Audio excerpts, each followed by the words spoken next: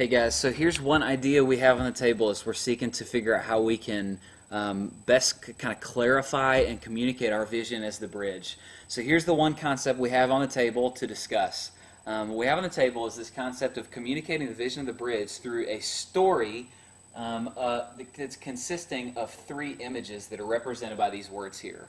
So the words are gospel, church, mission. Gospel, church, mission.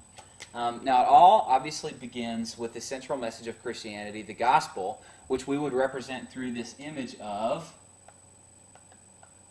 the cross. So we would begin by telling the story of the cross, that at the cross, God's very own Son, having lived this perfect life that we didn't live, died a death that you and I deserved as a just punishment for our rebellion against God, and that at the cross, God was taking that punishment upon himself to redeem his people back to himself. Now, we talk about this all the time, but it begins with the gospel because the gospel, for us, again, the gospel isn't the ABCs, the gospel is the A through the Z. It's not like a runway, it's like jet fuel. It's everything to us. It's the very center of everything we do. Now, just like we talk about at the bridge, and the scriptures talk about, the gospel, when it takes root, creates a unique people, represented by this image of three stick figures. The gospel creates a people. At the bridge, sometimes you hear us say, you just kind of use the phrase, gospel people. And these people are unique. They're different from the rest of the world. So as a result of embracing the gospel, these people, they live these theological, relational, missional lives as a result of having embraced the gospel.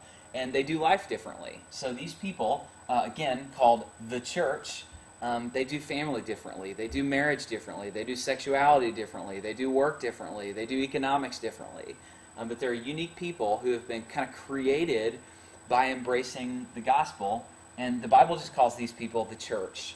Now, the last part of our vision story is that us, these people, the church, we're not content just to kind of sit around and live these different lives, but that we, as part of embracing the gospel, we join God on his mission to redeem the world. And this is mission is represented by this image. So I'll start with here's the Batman building, and here's Lifeway, here's the Embassy Suites, apartment complexes, here's LP Field.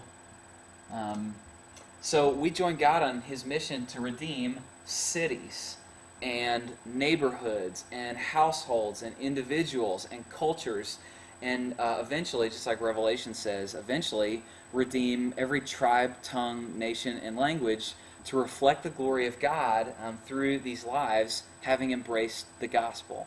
So here is one possible way for us to tell the story, to communicate our vision of the bridge through these images. Again, gospel, church, mission.